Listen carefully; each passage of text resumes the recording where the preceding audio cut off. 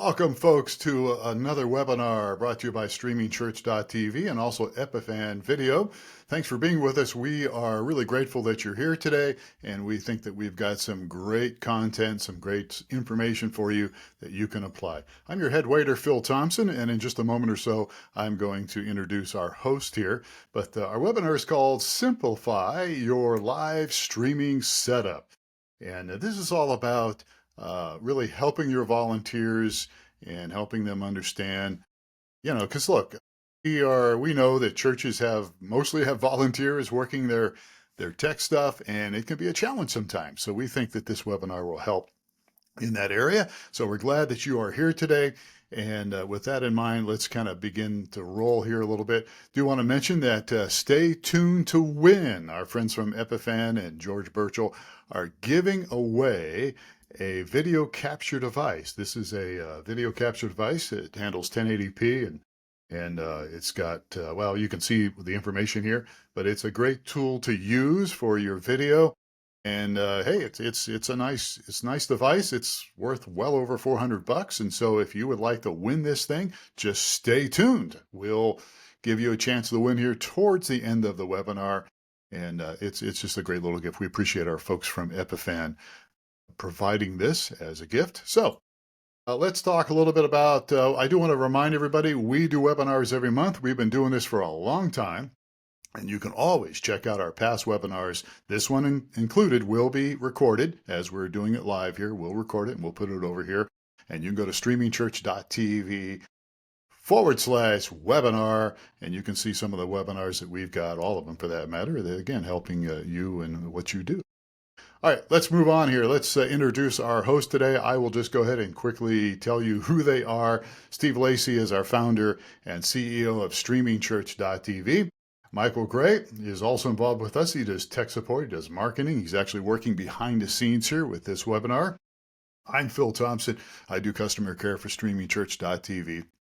All three of us have been involved in ministry situations now for a long time.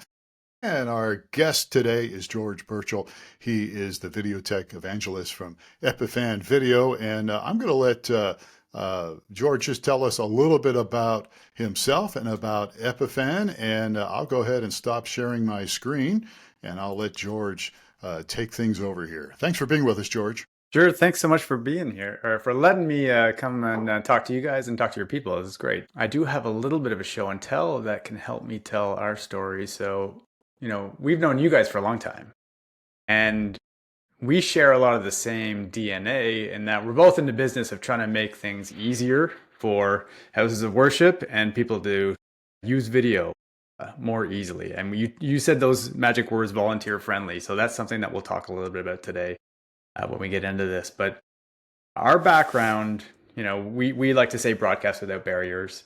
And we mean exactly that, letting people do video in places where traditionally it's been a little bit more challenging and do it more easily. And we started out in really not so easy places, like the International Space Station. We still have equipment aboard the space station today used for video. We have stuff on Everest. We have stuff, this company called Under the Pole uses us for capturing video in the cold waters of the Antarctic, or in this case, it's a nice tropical place, but they're really hostile situations where they need to try to capture video. So that's where our background is. But since then, we've got products all around the world. You guys know this because we've been working together for a long time, but they share a lot of the same challenges. You see all these little dots all over the place. They're not necessarily the space stations and underwater ROVs. They're the spaces that are around us in our communities, like churches, like event spaces and classrooms and council chambers. And, I met somebody with a library in Brooklyn who's trying to do video. So in all these cases, they have the same goal, and they're trying to, share video and make it easier. So the way we do that, we help them, take those spaces and make them into studios effectively and make their video look really great. So you can see here in this picture, like bringing in lots of sources and framing them and doing layouts and switching and doing production. That's really our bread and butter. And to get right into the meat of it, this is a snapshot of what our product lineup looks like. You mentioned the capture cards off the top, which one of them will be giving away today, the AVIO HD. And that's for if you want to bring a uh, computer signal, or a camera signal into your computer and do live streaming, a capture card is going to help you. But what we'll spend most of our time talking today is about the Pearl family, because this is your all-in-one system for doing a broadcast. And it's great for churches, for houses of worship who want an easy-to-use solution there. I do want to mention, George, sorry to interrupt you, that I forgot to mention that people can ask questions and they can type in the chat here. And we will have a live Q&A here towards the end as well. So, because I know people are going to have questions about your products. I was wondering if the Webcaster 2 was still up in the space station. Is it still up there? It's still up there today. Yeah, yeah. We have the Okay, good. All Webcaster right. 9, I think. Yeah. Okay, carry Uh, on. No, yeah, you're right. I hope that we get lots of questions here because I learned from these sessions when we talk to people, they're always trying to do something new. Everybody's always got their own unique setup. That's what I've learned over these years is that no two setups are the same. So we'll talk about a few of them today, but if you've got some kind of unique challenge of ways you're trying to do video in your church, I'd love to hear about it and see if we can troubleshoot it on the fly. So some of the way we talked about like setting people up for success so that they can do that live streaming, they can do video recording. We'll just go over some of the ways that we see people doing it today. So this would be, your technical person on staff who has a laptop and they use OBS. OBS is a free broadcasting tool that you can use for live streaming to streaming church or anywhere else. And there's a million versions of software that look like OBS where they allow you to bring in different camera signals and do switching and get it out to your audience. And honestly, it's a good solution. For a lot of people, this is a great solution. But what we find is that it's not always easy to teach somebody else how to use this solution. And it's not always easy to use it yourself as the complexity gets up. So we'll see a solution that looks like this, where it's just a laptop and two cameras, and then it'll go to this. So what I'm showing here on screen is this crazy matrix of all this different equipment that people will have on site. So it's easy to see the scale and complexity of these streaming setups get kind of hairy. And then if you could imagine trying to teach a volunteer or some non-technical person how to manage this system, it can mean that you don't have very reliable broadcasts. So we'll talk about. Let me interject here real quick when I see this chart. Our church kind of went through this progression of, here's a real simple setup, and then now it gets really complicated. And one of the things that was really helpful was somebody created a map that showed what connected to what. So encourage, those that may be watching to, even if you do have a really complicated setup right now that you're trying to simplify, if you start having problems, the first thing you want to do is pull out this map and go, okay, this goes to this, goes to this, and let's start. They're able to check out and debug stuff really quickly if you've got a good map showing where everything is. So this while it's showing it's complex, it's also very useful for the churches to, if you don't have one, you need to make one. That's a good tip. And to your point, like this is a very viable setup. I pulled this from somebody like on the internet who's promoting this, and it's a great setup. It can work for a lot of people. So I really don't mean to throw shade on anybody who has this kind of complexity in their church, because there's a reason for it. It's just that the focus of today is to show you the alternate, like show you what the simplified version can be if you've got volunteers. Because we get a lot of people, Steve, like you're saying, they're like, just documenting these things are sometimes challenging. So that's a good tip. What do you guys see? How do you see people, most of your customers, how are they getting content up to you? What's their standard go-to setup? What you mentioned earlier is a lot of people, it's interesting how OBS has grown over the years in popularity because it's free. So there's a lot of people that are using OBS, and then they kind of mature from there. I think people take a lot of steps where they're like, I'm going to make a minimal investment, and OBS is free. So one camera OBS, and then they just move on from there. Yeah, I think every one of our customers starts the same path. They start with OBS and they go, it works. And then one day they want to teach somebody else how to use it, and they realize it's tricky, or it's free software and it's got its own quirks. Like suddenly you updated OBS and then it doesn't work, like some plugin broke or something like that. So there's a little bit of volatility that comes along with it that I think kind of scares people. Yeah, there was recently an upgrade for Wirecast, and it stopped people from, it wouldn't work with our company. You get a lot of calls? We got a few, and so people, Yeah, Yeah, it and was. then go ahead. I reached out to their tech support, and they actually responded pretty quickly and said, "Oh, okay, we'll fix that." And it took them what, months to fix it, and so Yeah, people had to back out of the Wirecast, and go update. back to back up to they had to back out of the update and go to one of Right, the right, other right. deals. Yeah, so very frustrating. I bet. So yeah, this is the software side that we see some of the times. Sometimes it gets complicated. It can look like this. This is still a software-based setup that I'm showing on screen. It's all, everything's running through a computer. So quite a capable system, but like I say, a bit complex. So then people start looking at hardware-based streaming setups. And there's a couple of versions there. So the one that you might see is something like what's in this picture, where you have a million shiny buttons with lights on them and a lot of screens. And it's a full-on broadcast studio. This is your $100,000 broadcast capable thing, just like you'd see at the local cable station down the road from you. Very capable, but again, it's big and complicated. So it's not necessarily volunteer friendly. It's not so easy to manage, and it's expensive.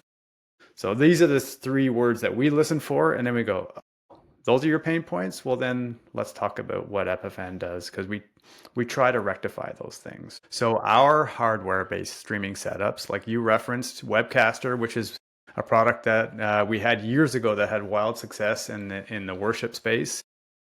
We're still doing that today, except we're promoting a product called Pearl. Well, there's different flavors of Pearl, and we'll get into that today. But ultimately, they're an appliance. So you don't have software updates that you have to worry about. This is a box that does one thing. It's doing streaming and recording a video. So it's not like a computer that's trying to run all these other software things, and you're going to be able to teach somebody else how to use it because it's really simple. It's just got a couple of buttons. So that's what we'll get into today. And we'll kind of poke around this thing and see who it works for. A typical setup that you might see, in this case, I'm showing a photo of our Pearl Mini, which I have one kicking around here in my office. And you'll see it has a big touchscreen on the front of this. So you could set this up so it's a matter of having a start button on it. That's it. Where a volunteer can come in and push start, and then that will start sending that broadcast to wherever it needs to go. And you can connect microphones directly to this thing. You can connect mixers to it. You can connect all your cameras, your presentation systems, whatever equipment you have in your church, you're going to be able to find a way to route it into this device. And then if you want to do switching on here, you can do that too. So this is what we put forward to churches, and they generally tell us, yeah, it works. I plug it in and I can teach anybody how to use it. Another aspect that can help simplify a worship session is that you schedule it. So using our products, we have scheduling available in the cloud, which means if you're at home on a Saturday and you realize you don't have anybody there at your church the next morning, you can schedule it to record. Or you can schedule it to record and stream at the same time. So in addition to scheduling here, you have a complete remote access to these devices. Now, do you guys see that, Phil and Steve? Are people doing production from outside of a church? Or are they always in the room and in the crow's nest just kind of pushing buttons? What do you see? There's a few. We do have a few that, and they generally remote in. They will go into like something like vMix from wherever they're at, and they'll go in and remote in and start the stream from there, record the stream from there. That's what I've run across. I don't know about Michael and Steve, but I've run across several people that do that. So it's getting. I mean, the technology is pretty new, right? For managing stuff from the cloud and driving everything from the clouds within the past couple of years or so, Yeah, right? for sure. As our network has gotten stronger. Yeah, and the vendors, the various vendors out there are coming out with different solutions. We spent some time with the PTZ Optics guys. Looks like they're just releasing something. Other people others have had some solutions out there for a little while, but I think we're starting to see more of it where they're managing stuff from the cloud as opposed to being there on site or having to remote in to their things. Yeah, yeah, yeah. We see it not just in like the houses of worship, but other places too, where they just realize like, oh, if I have a back door to go in and do a little bit of tech support when I'm away. I talked to a guy who was like on a ski lift And he said, I was going up a ski lift in Oslo and I got a call that something wasn't wrong. So he could quickly just log in on his phone and make a little tweak to something. So that kind of emergency fix is handy. Talked to another guy who was doing it from an airplane. He sent us a picture of him sitting configuring a bunch of Epiphan devices at an event or something like that. And he's just doing it all on the plane because you have Wi-Fi in all these crazy places now. So yeah. Yeah. So you mentioned scheduling there. So you would just go in and say, start my stream and start recording it. If I have a 9 o'clock service, have it start recording and streaming at 8:55, Exactly. Yeah. and then tell it to stream for an hour and a half or something like that. Or do Yeah. you schedule the stop or? It can be somewhere in between, Steve, where you just set it up to start just in case, but like even myself, like when I do these kind of webinars from our studio, we sometimes forget to record them. And it might just be I want the nice high quality recordings in case my stream goes down. Like I'll want to make sure I have those recordings, but we'll forget. So we'll use the scheduling just as a way to make sure, like, cover our own lack of foresight. And when you're doing a production, you know this, you've got like a million things you're trying to figure out. So it's just a bit of a safeguard. So even if you have a human operator who's still going to be there, you can tell them your job is just to make sure it's streaming, or your job is just to make sure it stops at the end, like the less consequential. We've never had a forgotten recording session. No, I'd never. We've never done that. Yeah. Forgot who I was doing. Again, I'm stuck in this Webcaster thing, and if people don't know, Epiphan used to provide Webcaster 2, and we actually had an API set up where people could log into our streamingchurch.tv control panel and start the Webcaster, and actually we still have some people that use it. Yeah. And I know it's gone now. It went at a very timely time during the pandemic. It went away. Sorry, but people are still buying them online. They're still getting them somewhere like on eBay and probably paying a fortune for them. I don't know. Yeah. There's still an aftermarket for that stuff for sure. We find people are using this new scheduling tool for the kind of the same result effectively, but the hardware is a little bit more robust in this case. I didn't realize that you could do what you're saying. You could schedule it and then have people also automatically, turn it on or turn it off whenever they needed to. Yeah. It's not one or the other. It's not scheduling or manual operation. It's usually in tandem. Okay. Now, I'm probably getting ahead of the Q&A thing that we're going to do at the end here, and I'll remind people if they can certainly put in questions in the chat. But is the scheduling thing available in all the Epiphan products? I mean, you have several, right? Yeah, like a good example would be, I'll show you the product lineup in a minute, but you got me thinking about this guy, John Porterfield. And so he works for a bunch of different churches. He's a consultant. He comes in and helps churches get set up with their streaming, and he'll come in and install equipment and get them up. And he relies on Epiphan for a lot of this. And for someone like him, he's got a number of churches under his belt that he needs to manage. And he's not necessarily there on a day-to-day or even on a Sunday doing things, but they might call him just in case. So using our cloud, he can log in and see his fleet. Maybe he has, a dozen or so pearls spread out at different facilities, and he can control them all. For someone in his shoes, I think it makes that even more sense because he's actually managing multiple different facilities. And we see a lot of integrators and dealers who are always working with these different groups. So that's an example of that. So he's got a few different broadcasts that he shared with me from different places. And you can tell he's doing really, beautiful looking productions here, but he can still manage most of it, from afar. And it's, to your question, like, does it support all the Epiphan devices? Yes, it works with all of the Pearl systems. And you have a cloud account in what we call Epiphan Edge.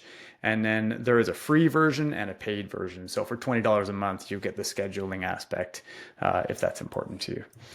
And you did also ask about our portfolio of products. So I have a slide that'll show us that too. So let me just switch my sharing here. Okay, so here we are. This is our portfolio of Pearl systems.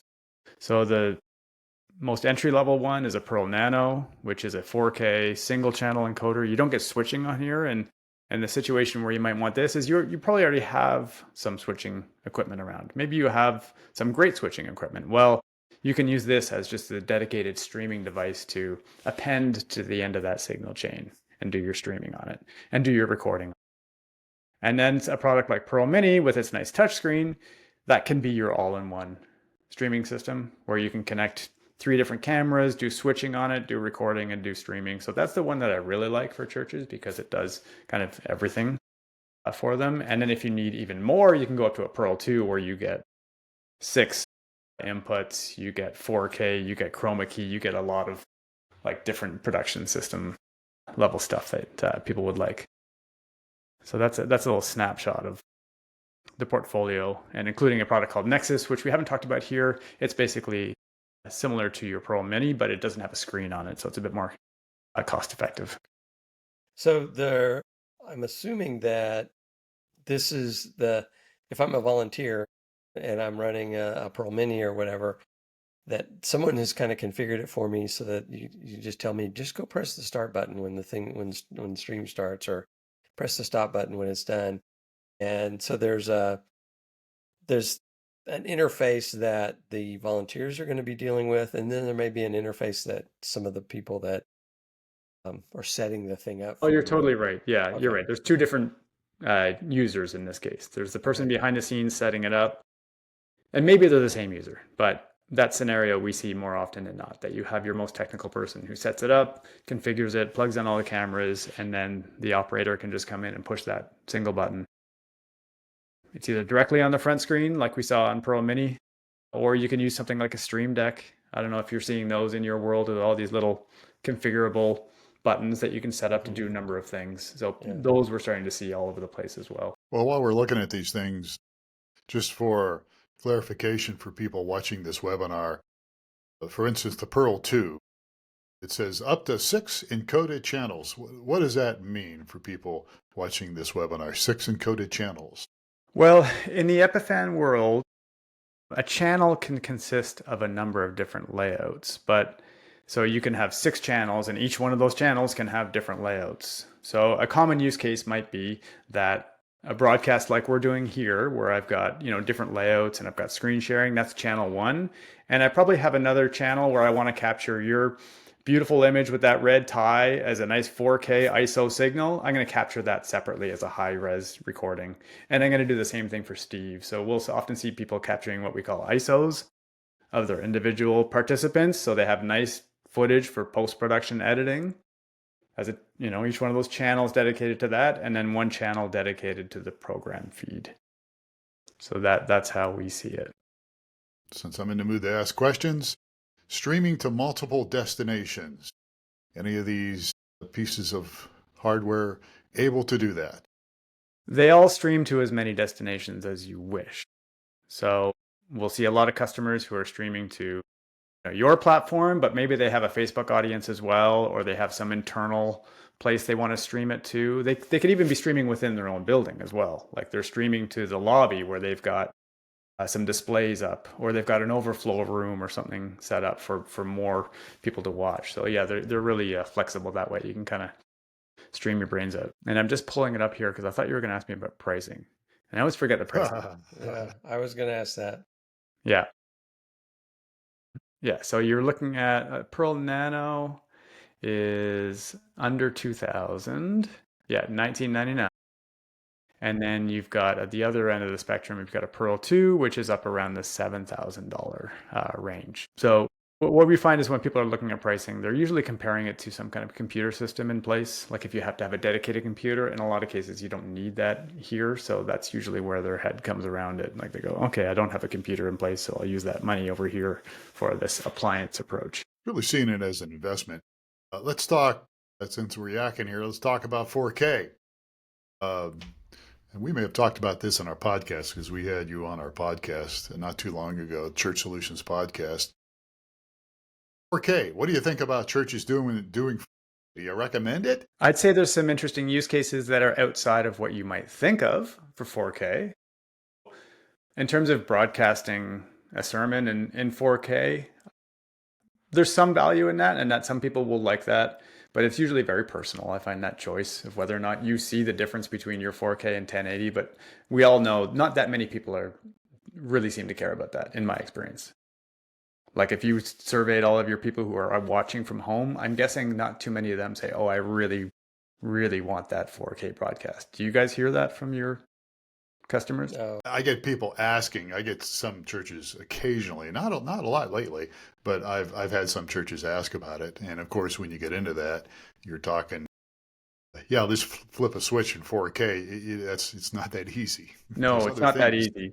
So the use case I do like, Phil and Steve, is where if I'm filming in 4K and I can crop in and I can, crop out your cat who's sitting on like the windowsill beside you, who I don't necessarily want in the broadcast, like that's powerful. Or if I can, and sometimes I'll even do close-up shots. Like we'll do webinars and we're talking about hardware, right? So then I'll pull up this piece of hardware and I put it right in front of the camera. Well, guess what? Like I'll just crop into that. Like the producer will just crop in and get to show a nice close-up of this screen. So you can do some neat production tricks with 4K that you just can't do. You get more latitude as it, and also in post-production too. Your editors will be very happy to have 4K because then they can crop out everything and it's useful. I think Michael's popping in there with a question or a comment, It does not qualify as the simple approach, indeed. Yeah, especially since this webinar is Simplify Your Church's Live Streaming Setup exactly. Yeah, in yeah, 4K. yeah. But to Michael's point, some people they get fixated on it, they want it, and they go, "I'm going to do it." So, who are we to say, right? Yeah, absolutely. All right, we're hijacking your webinar here, George. Keep going. No, this is what I like. I'd rather get the questions from you guys about this. I'll see what else I did have in here. I had a couple of things. Oh yeah, this is something that you guys would talk about. When it comes to these are my own little notes I was putting in here, like all the challenges that we get. If you talk to our customer success people, like what are they getting calls about? It's always about networking. Like 95% is about networking, which is great because it's usually not our fault in that case. But it still means we have to know how to teach that really well. So we get a lot of Oh, people trying to push too much content out through their limited network or they're on a shared Wi-Fi network. So when you see our products, you're not going to see any Wi-Fi connectivity on them here. And that is by design in that we don't trust it. Elaborate on that for a yeah. moment. You just said no Wi-Fi connectivity. So it's all Ethernet or Yeah. Cat5 or what? Okay. Yeah. You're going to plug an Ethernet cable into these, and then we know you'll get a much guaranteed higher quality Well, of service. And yeah. for most of our, people who are have experience in more professional settings, they'll have probably come to this realization on their own. Yeah.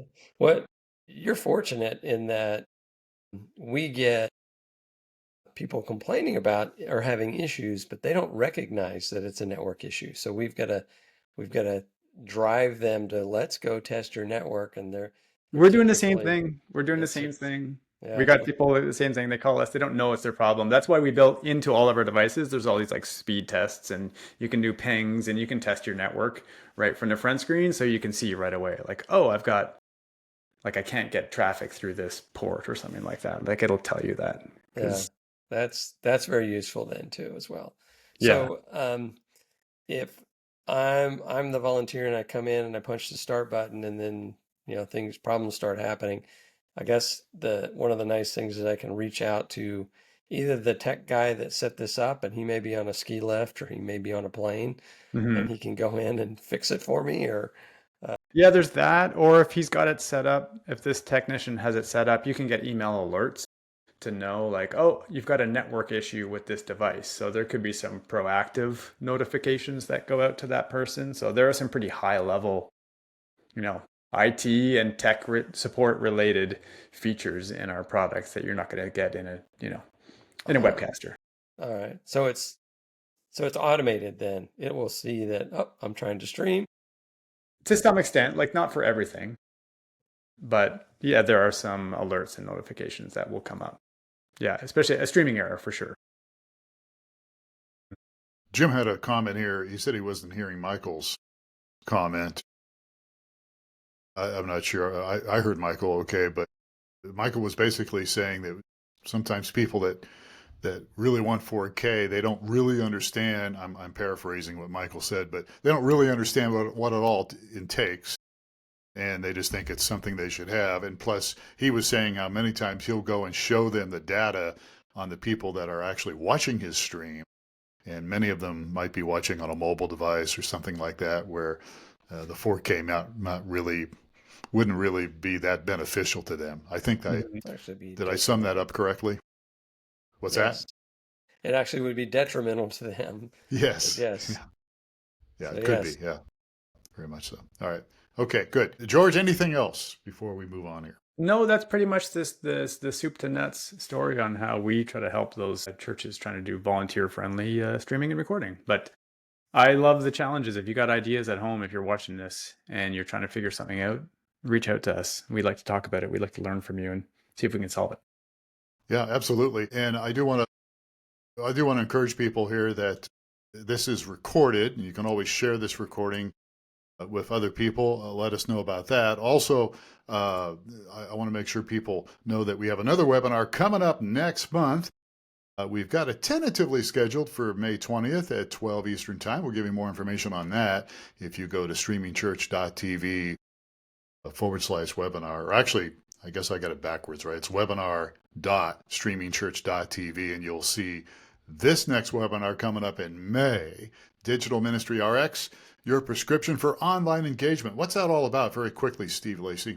So this we are combining the information that you have for your church, what your attenders are doing, their behaviors, along with a specified goal for your church, as well as some information about your church, and applying some AI to give you a prescription for how to maximize the effectiveness of your ministry.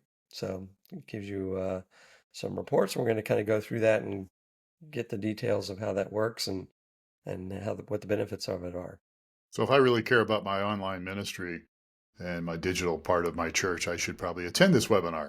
Yes, especially if you're the one that's responsible for helping feed the flock through your digital side of your ministry. This is going to give you some suggestions. And then we've also had some resources. We've got some third parties that are willing to help out that have been doing this for quite a while. We've got some people in the professional broadcast industry that have training and courses and some things that could be available and very useful to you. Absolutely. All right. So that's coming up. We'll get that online eventually, but eventually you'll see it at webinar.streamingchurch.tv. And check out our past webinars and our other resources. We have a dailydiet365.com. Check that out. Takes your sermons, makes devotionals 7 days a week in your pastor's voice. We have the Church Solutions podcast. We have a blog.streamingchurch.tv. And of course, our main product is streamingchurch.tv. And here's how you can win today's giveaway, brought to you by Epiphan Video. You can send us an email, support@streamingchurch.tv, and you can just put in the subject AV.io. It's a great video capture device. It's worth a few bones, over $400, $450 or so. And you can enter now to win at support@streamingchurch today, and we will announce that winner. Time for some Q&A. If you have any Q&A, we would love to hear from you. You can type your questions in here right now in the chat, and we'll go back to putting George on the spot here. And by the way, George, people can get a hold of you by just what? Just going to epiphanvideo.com? Epiphan.com. I'm sorry, epiphan.com. People can get a hold of you. They can see your products. And I'll just say that right off the bat that we have been working with these guys for years. And I honestly love their customer service because sometimes there'll be something that I can't answer, oddly enough. And Epiphan can do that. They have some great customer service. They have great chat. And you can, last I looked, you could actually call them up on the phone too. Yeah. They're hope slacking that's me in it. the background right now going, hey, can you call me about this thing? So yeah. Exactly. Yeah. So anyhow, check those guys out. Epiphan is a great deal. And I've got PTZ Optics here at the bottom of the Q&A. But anyhow, all right. So Q&A time. What do we have as far as questions? Here's one. George, you mentioned software products have software updates that sometimes screw things up. What about your hardware? Do you guys have hardware updates that We happen? And if so, absolutely have how? hardware updates. And you're right to point out it's kind of the same as a software update, right? But the difference is it's a lot more predictable and it's also what we do, right? Like we don't do a million things. We're not an open source company like OBS. So when we put it in a firmware update, it's going to work every time. So I know it makes people nervous, but you can also not get the update. That's the thing. People like, you don't do it on a Saturday night before a sermon. So yes. And there's cool things that come in those updates too. Like we're always interested in introducing new things. We just put out a feature that allows you to connect two networks to your devices. So for some of these very security conscious places where they have a very private network over here, they want to have their control side of their network connected to Epiphan, and then they want the public internet on the other side. They can split that network traffic. So things like that come via firmware updates. I got a question, and I think I know the answer, but as far as you mentioned the channels, is that typically relate to like a camera input? And what are those camera inputs if I've got HDMI or SDI or what is there, do I need to consider what I have now when I'm choosing these things?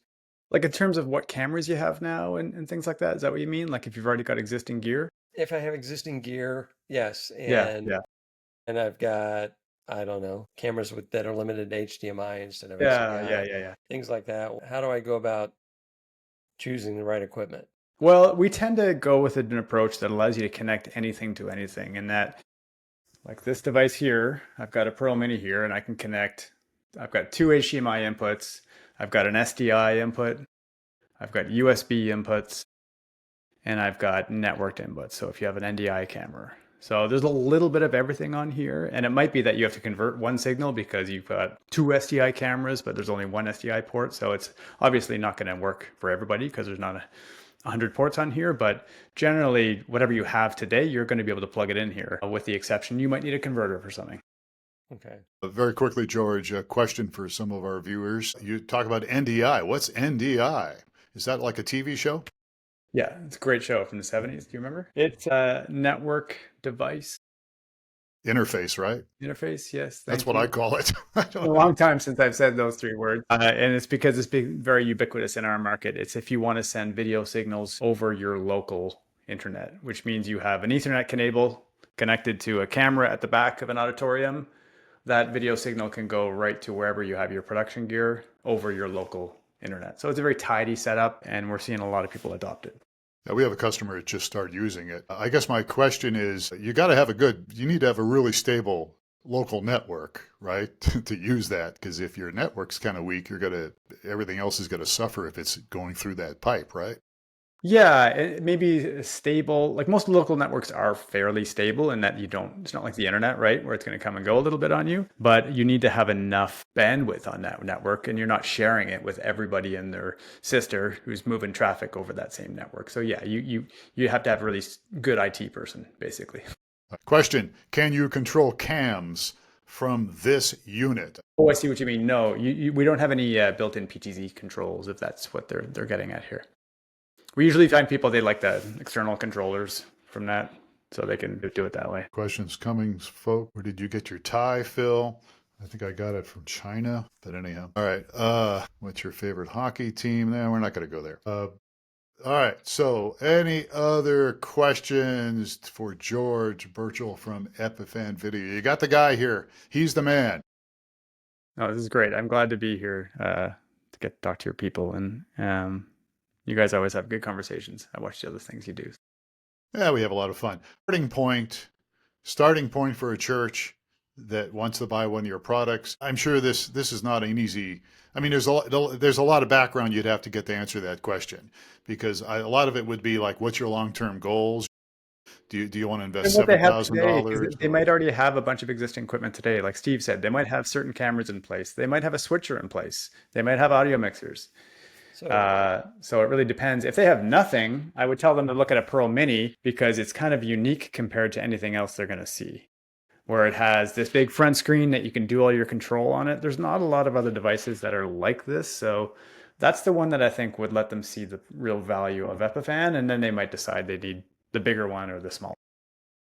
I assume they could reach out to you and say, I'm not a customer yet, but I want to be a customer. Here's my setup, and have you guys Exactly. spend a few Yeah, that's minutes what our on- customer success team loves to do. And they'll draw up diagrams and help you wire it and figure out how it can work and then try it out. did you mention earlier, is cloud access an extra fee? There's a free access to our cloud, which has a lot of value in that you can just log into it and see your device on the network, and you can start and stop streaming or start and stop recording.